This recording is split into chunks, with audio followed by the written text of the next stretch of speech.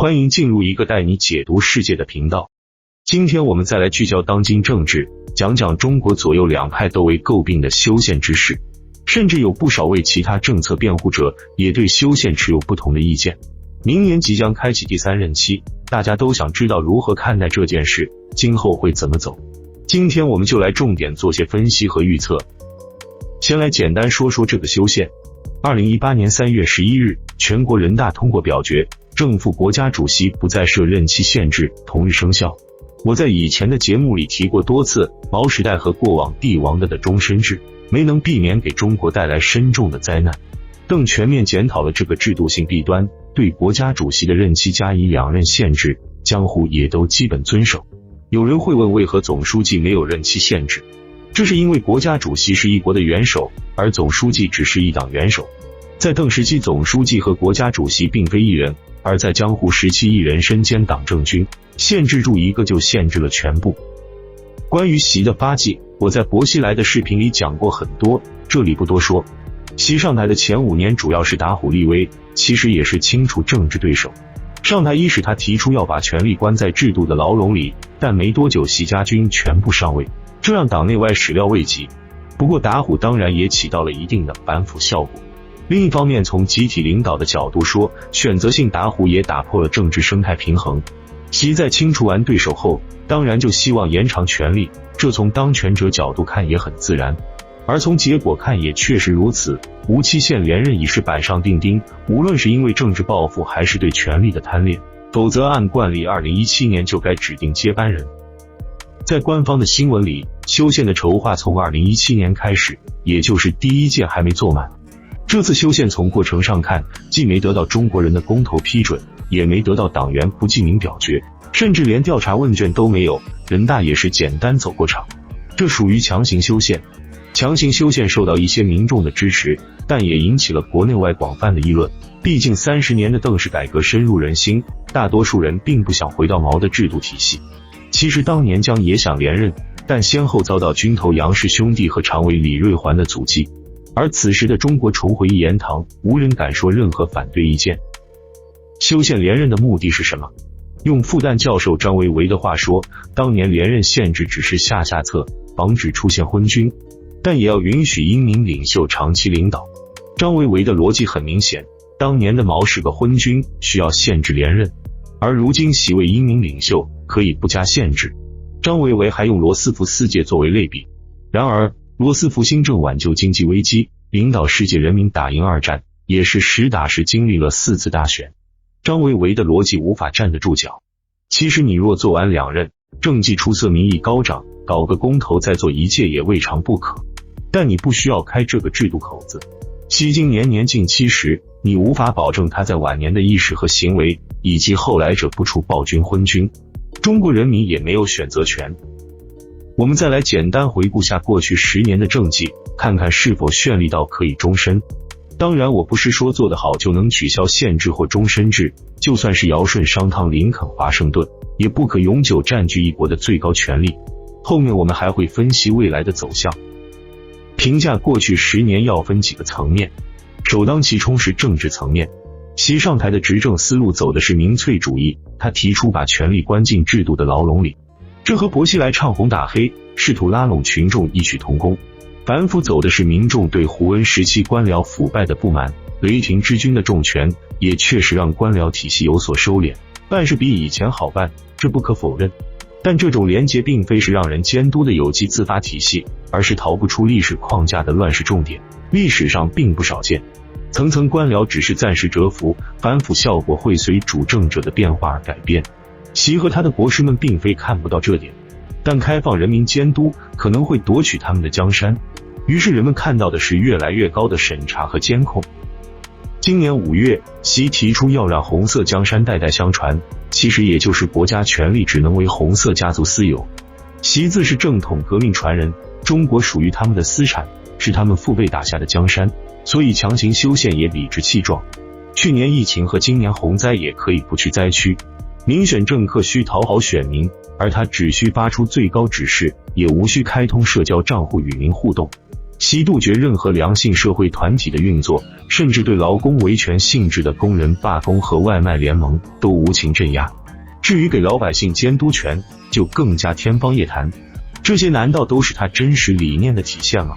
我们后面会给出实锤。从经济上看，很多人为中国成为世界第2大经济体自豪，这没问题。14亿人的体量，经过改革开放的飞速发展，让中国成为第1大经济体。习接手的是一个高速发展的中国，但当前增速已从胡温的2位数降到 6%。至于经济放缓的原因，可以看看我在内卷化的分析。习和智囊们对经济放缓很忧心。改开以来，统治者是以绩效换取合法性，通俗说就是凭啥你们永远执政。那么在投资出口基建皆趋于饱和的情况下，就只剩下一点，拼命提高生产力。于是你看到海量的资金继续砸向基建和产业。中国号称劳动无产者专政，广大劳工却依然面对996。政府鼓励资本家上马机器人，这让内卷更加严峻。劳工法严重偏向资本，这一切都是为了不能让经济停止。再来看看外交的得分。自从有智囊提出100年未有之大变局，于是引领世界的雄心被激发。一带一路除了去除部分产能，也正是承载了这部分雄心。虽然一带一路上多为金钱之交，但确实拉拢了一批小兄弟。引领世界必须提出一套全新意识形态和理论，比如人类命运共同体。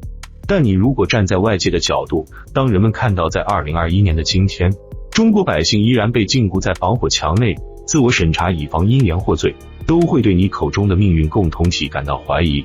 中国的政治改革早已停止，再看看新疆、香港，担忧就会与日俱增，对抗也就不可避免。所以说你要引领世界，你的理论就要与时俱进，要了解21世纪的人类社会是什么，否则也只会鸡同鸭讲。这里我们补充一个小知识，我在社区也讲过，很多人在分析问题时强调经济利益，轻视意识形态，这可以理解。89后政府尽量淡化意识形态，大多数人缺乏基本的政治学常识。其实意识形态在人类的历史上起主导地位，战争、和平、合作、竞争全都息息相关。意识形态追求的一个终极问题是，这个世界或这个国家该如何运行。为了这个问题，各方常常对立，甚至大动干戈。其实网络间政圈的讨论本质上也围绕这个问题。当意识形态相似时，经济合作是双赢。包括改革中的中国、粤欧4小龙，甚至印度的崛起都没出现全面对抗。而意识形态一旦对立，经济合作就是零和，就成了纳粹德国、日本军国和苏联的剧本。而当年美日美欧贸易摩擦并不是对抗，这里要注意区分。其实你回顾过去10年，习的治国思路还是很明显。首先，他自认拥有红色血统，中国是他的私产，他要确保红色江山永固，这个前面已经说过。但是要想14亿人完全服从并不容易，他们在做的是2点，一是用政绩换政权，二是信息管制。朝鲜把第2点做到了极致，而中国是2者兼顾。于是社会保障的增加挤牙膏是慢慢给，而大江南北的基建光鲜亮丽，因为除了经济效应，后者更易感受，更容易比较。自改开以来，中国一直是西方经济制度的好学生，努力学习资本主义经济，但同时却不断有人把自己打造成毛氏伟大领袖，把防火墙等管控越建越高。你明白了内在逻辑就很好理解。有人说习有其父习仲勋遗风，他会先收权然后全力推进改革。习也曾对新加坡模式赞许有加，似乎想将当前的体制改进成新加坡模式，但这种想法略显天真。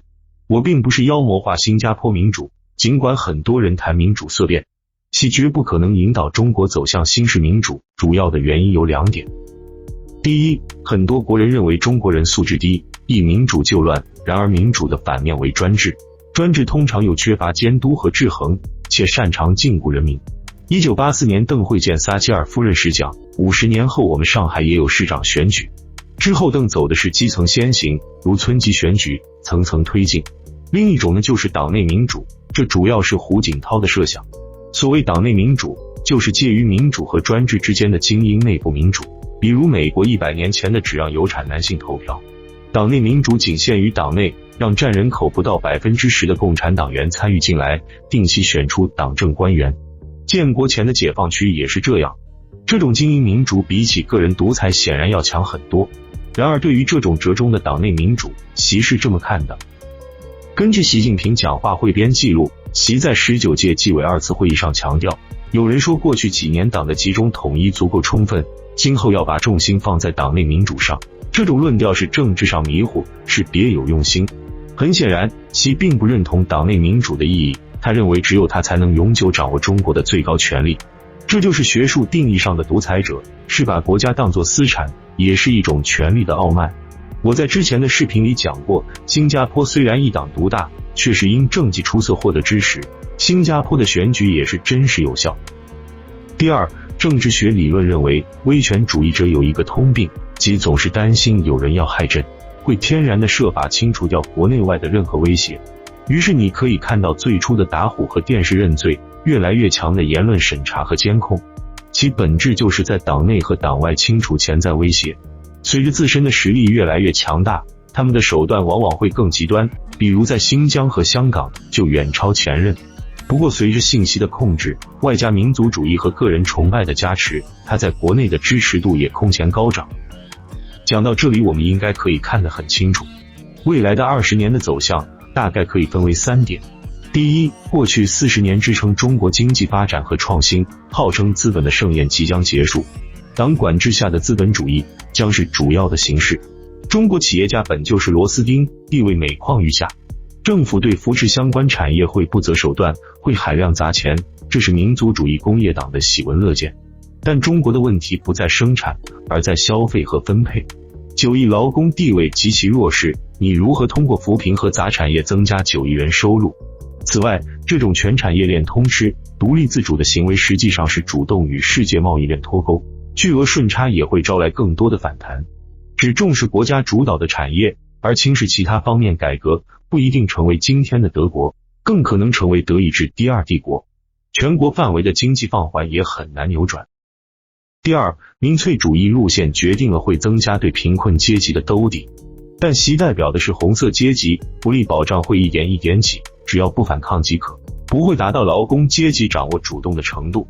第三是政治层面，言论和思想会继续追求统一，管制只会紧不会松，这是他要确保红色江山的必然。民主转型想都别想，对境外势力的斗争会愈演愈烈。第四点是外交，在国际舞台上会更加主动出击，但只要沿着当前这条路一直走下去，中西矛盾的根本对立不会改变，也就是意识形态的根本矛盾不会改变。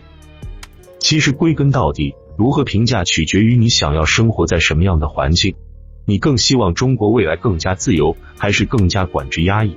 很多人认为西方在衰落，中国欣欣向荣，民主有罪论。